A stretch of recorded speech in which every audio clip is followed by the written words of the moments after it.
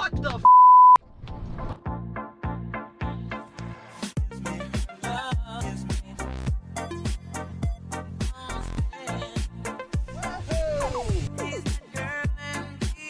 All right, so back at it. I looked at this car, and some of you who follow my channel should be able to figure out what it is pretty quickly. Others, if you can't, I'll tell you in just a minute. And by the way, this is the first highway drive ever with this car, and it's actually driving pretty nice. I think it's got some flat spots in the tires, but it needs an alignment. Let me tell you quickly about this car. I found it on OfferUp back in early September, so almost 5 months ago, and it was listed for $1,200. It said runs and drives, one owner car, and I go, okay, cool, you know, 115,000 miles. So I went and checked it out. It was a very vague listing. The pictures are kind of crappy. Those are the listings that I like because they can be a total gold mine, and many times they are. Older person posts the car, not that good with the internet, puts up a crappy ad, but you get there and the car is great. This one wasn't perfect, but it sure as hell wasn't bad either. This guy that I bought it from the original owner. I have the original title right there from 1992. And this has always been a Miami car, always in that same neighborhood. And it was garaged up until this guy bought it and let it sit. And the paint is still pretty damn nice on this thing. I know it does have a couple grandpa dings and dents. So anyway, I looked at the car with this guy. He bought it from this elderly gentleman that stopped driving, the original owner. This guy I bought it from is a car guy. He's got a 68 Camaro and stuff. He saw this and I was kind of cool. Started messing with it, lost interest, but he did a lot of work to it. He did the whole AC system over, compressor, evaporator, the lines, everything over, but there's still a leak. So I have to figure out what that leak is, but he's pretty much covered all the expensive stuff. So I'm not terribly worried about it, but it's all there. He did the distributor, cap and rotor, and the wires, did the plugs, did the injectors, did a lot of work to this car. Again, he's handy, but never really drove the car. Again, he just lost interest in it and parked it and sat in his driveway for, I think, at least a year. And I mean, occasionally he would take it for a drive up and down the block, but he's never actually driven it more than a few blocks because he bought it from one of his neighbors. So anyway, I looked at this car back in September, you know, noticed a few cosmetic issues. Mechanically, it's solid. Runs brand, I have a 93 Seville, if you didn't know, just like this one. And, oh, I gave away what it is, 93 Seville. And what I love about this car, like my other 93 at home, is that they're both 4.9 V8s. They're not North Star cars. Now, I'm not a North Star hater. I own North Star cars. I've owned many North Star cars. But, you know, ideally when you can avoid them, you avoid them. You know, these cars are better with the 4.9. They're much more reliable. They have an awesome exhaust note. So does a North Star, but I'm a 4.9 guy over the North Star. Very simple engine, bulletproof, reliable, easy to work on, doesn't leak like a sieve, like a North Star. You don't find these 4.9 Sevilles too often. So I looked at this car back in September, looked at, you know, pointed out some issues with it, all cosmetic, and my offer at that time was $500. Now the guy was in no real hurry to sell it, so he said no thank you. And I said to him, as I do say to people, I'm gonna put the window up so you guys can hear me better, but I said to him, like I say to people in those situations where I really want the car, but you know, I've got this exact car at home, so I'm not going to pay too much for it, because the one at home I paid $300 for. I did have to do all the brake lines on it and the rear calipers and rotors and pads, but otherwise that car has been perfect. So I told the guy, look, if you change your mind, even if it's down the road, just give me a call. You know, I'm always buying these old Caddies and things, and chances are I'll still want it then. My offer still stands. So almost 5 months later, he gives me a call the other day. Al, you still interested in the Seville? And I go, yeah. He goes, your offer was $500. He goes, I'll take the $500 for it. And I go, okay, cool. So I came down, and to be honest, you know, I didn't remember entirely the car. Gave it one more look over. Noticed that the sending unit's not working. It was working when I looked at it last. I remember that. So I tried to get them down a little bit more. I know some of you are probably shaking your head saying, come on, Al, geez, don't be so cheap. But I love saving these old GMs, old Malays cars in general, and I got to keep it on a budget. Otherwise, I'll be living in these cars and I'll lose everything else I have. So, you know, this is one of those situations. They couldn't sell the car. I was the guy who was ready, willing, and able to buy it. and you got to play by my rules. So I tried to get them to come down more because the sending unit didn't really work. I got them to knock off 25 bucks, which is fine because the thing, I wanted to put some gas in it anyway, so at least it covered the gas. But I'm very happy I bought it. You know, even if it ended up having a major issue on the way home, this would be a great parts car for my other 93, because my other 93 still has the original AC system in it, and this car doesn't. It's all brand new, so I could swap all that over. All kinds of parts I could take off this car and put on my 93. But I don't think I have to. This thing drives awesome. You've been here on the camera with me as I've been driving down the highway. The alignment's a bit off, like I said earlier, so that's why I'm not going any faster than I am. But I mean, it's actually not even that off. It's more the steering wheel. But it drives awesome. Brakes are good. Like I said, it runs perfect. It shifts flawlessly. There's no hesitation, slips, nothing like that. Just have to figure out that AC leak, get a factory radio in here, get that glove box to close. A little bit of clear coat peel on the roof and the hood. And the hood is damaged anyway. It's got some grandpa dents. Both my Sevilles do. And this fender over here, someone dented it in. They pulled the dents out at some Hialeah body shop. It looks terrible. So I don't know what I'm going to do with that. Maybe some Bondo and paint. Nothing in the near future. So anyway, I will show you more of this thing when I get home, but I'm pretty pumped about it. It'll be nice to have two Sevilles. Definitely don't need to, but you know, why not? All right, so I'm out here with the 93 Seville. This door, and I've already made it a lot better. I wish I'd filmed before. It used to be sticking way out when it was shut. And obviously what had happened is someone must have locked their keys in here.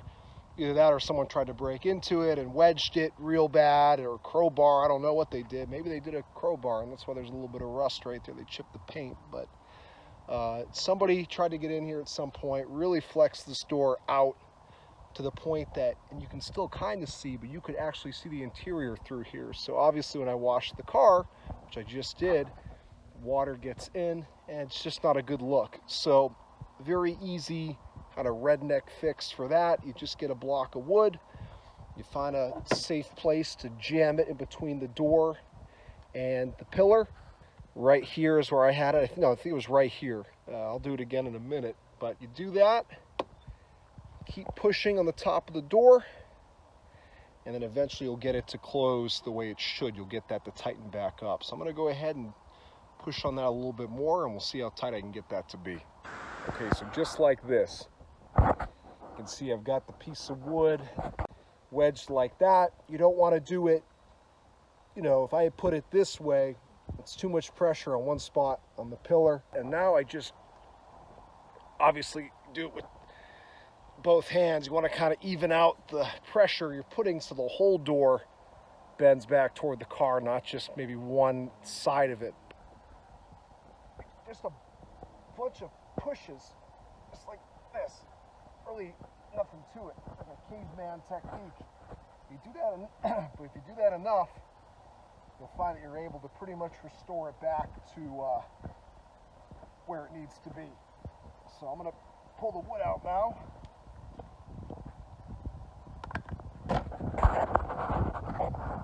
You can see now it's even better. I'd say it's almost perfect. I just want to get it a hair closer, and I'm going to do that two-handed off camera, and that's one less thing to do. That's good enough for now. We'll call that done. Now let's see if I can rig up temporarily, just so this thing looks real good when I do the closeout of the video.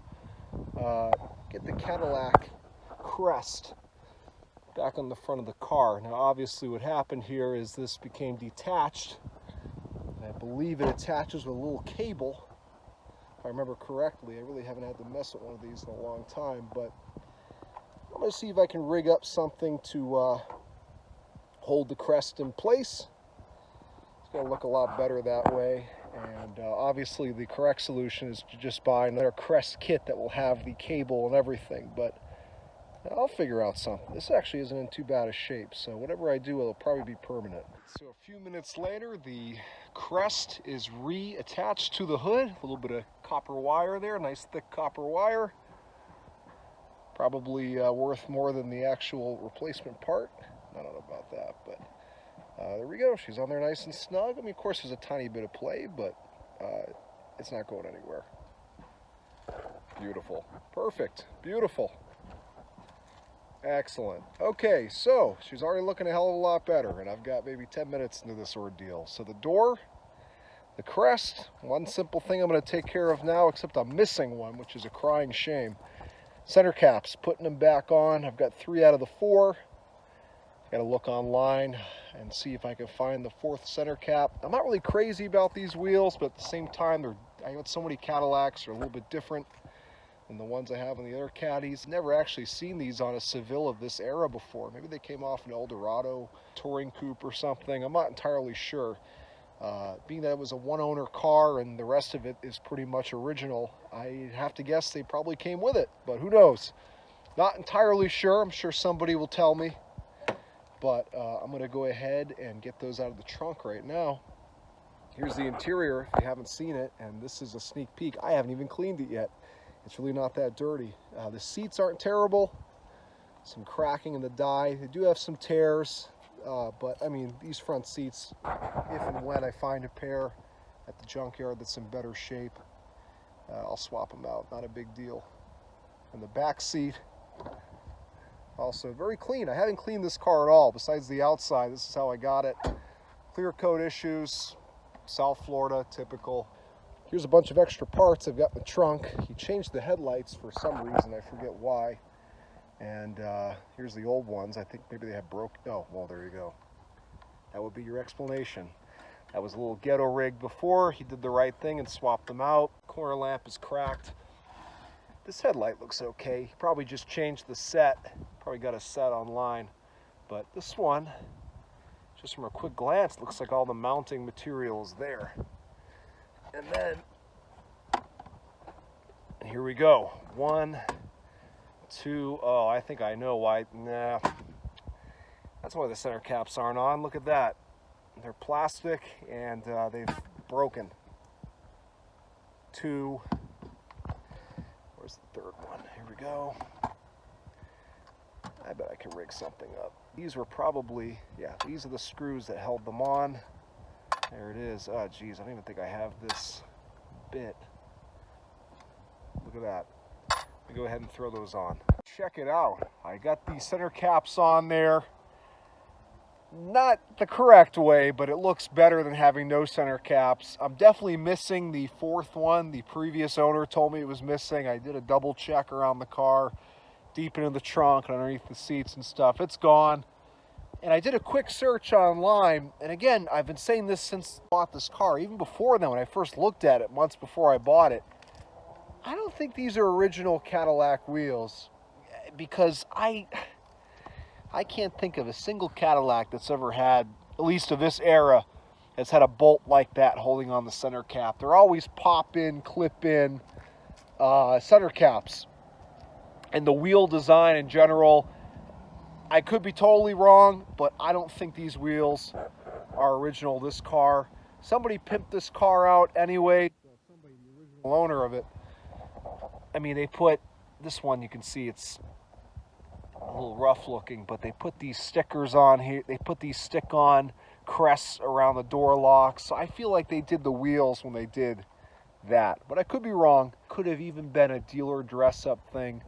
I'm not sure. Let me know in the comments. I feel like I've seen wheels like this before on an Eldorado touring coupe many years ago, but I look at the quality of the center cap. They're plastic, they feel crappy, and that doesn't seem like the quality you would have seen on a Cadillac of this era. At least compared to my other Cadillacs, my DeVilles, my Sevilles, the center caps are of a much better quality. This one's missing the little trim on the side, the surround of the crest, the whatever it is, the ferns. And with these ones that were broken, I just slightly turned them and really tightened up the bolt. So they're not going anywhere. They're on there tight, but you can see it's slightly off center, but better than not having the center cap on there at all. Same thing over here, and of course I'm missing one, so I picked the ugliest part of the car to have it missing, which is where the fender has been pulled out by a Hialeah body man, and where the clear coat's all coming off. So that's our ugly corner. She looks a hell of a lot better with her crest back on and the center cap's back on. What is there left for me to do? At least what I can do today with what I have, because I don't feel like going to the store or anything like that. It's a Sunday. I'm having some beers, relaxing. What else can I do? What have I got here? Oh, okay, he's got an extra, right. This is from the junkyard. Because this isn't shutting properly. Well, maybe I can mess with that. I mean, I've got that latch there provided. Let's see here.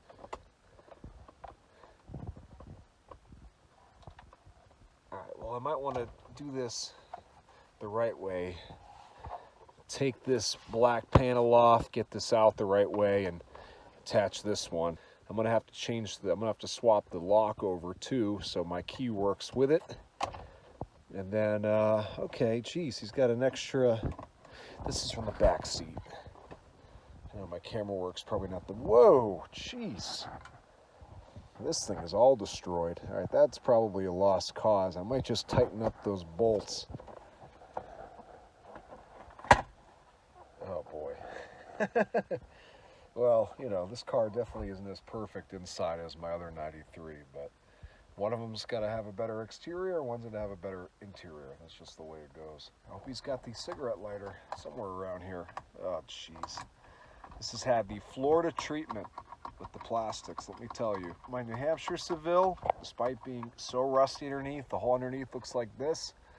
The interior's immaculate. There's not a single rattling piece of plastic or anything broken. This one, it looks like the Hulk came in here and just smashed everything up. All right, so I've been lucky today. I happen to have this here in my house, just the right size Torx driver to get this out. And now that I have it out, you can see we've got a couple issues with this glove box latch. The first being that it's missing a bolt, and it's also cracked on that side. So what I'll probably do is just switch this bolt over to here. I'll prevent this from doing that, and I think that should be more than enough to keep that secure. I was looking at this one. My suspicions were correct. I think this is broken. Which way am I looking at this here? Either that or it's off a totally different model. I don't know. I might be able to find a way to make this work or fix this one. It's a spring issue with this one. I can see the spring is messed up already. Maybe I can steal the spring from this one and switch it over. I haven't really decided my approach here yet, but I want to get this one out first.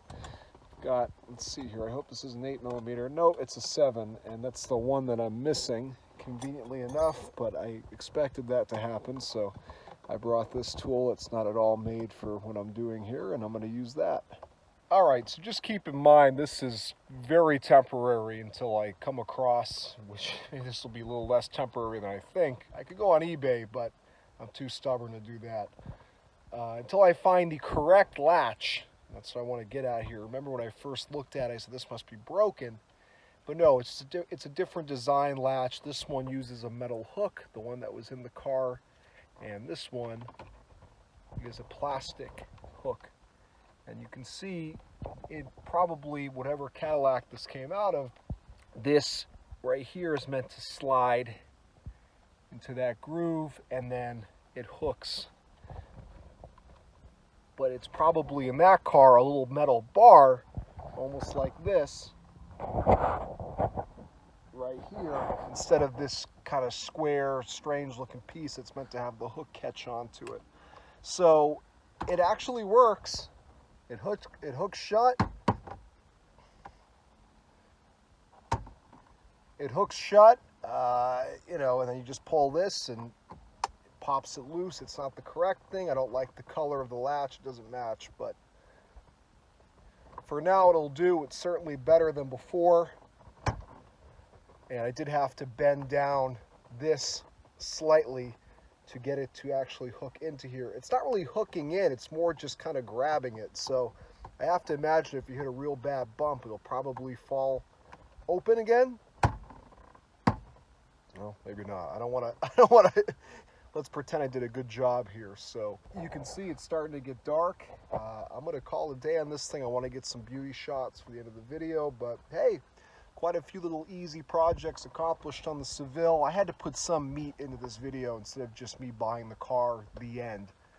So this is it for now. I want to find a part 2 will be when I get the OEM radio and the latch and the other things. Hopefully I find a gold one. Maybe even I have to look online and I'll get a different hood and fender to replace these banged up ones, and the car will look way better that way. And oh, I meant to check, I never did, if these are GM wheels or not.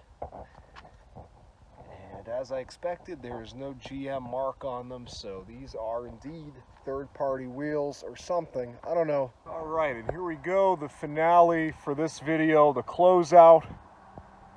She's not perfect by any means, this car, but I think most of you will agree for 500 bucks, excuse me, for 475 bucks, every dollar counts.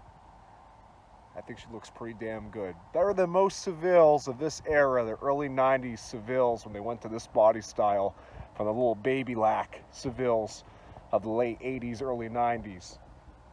Definitely in pretty good shape.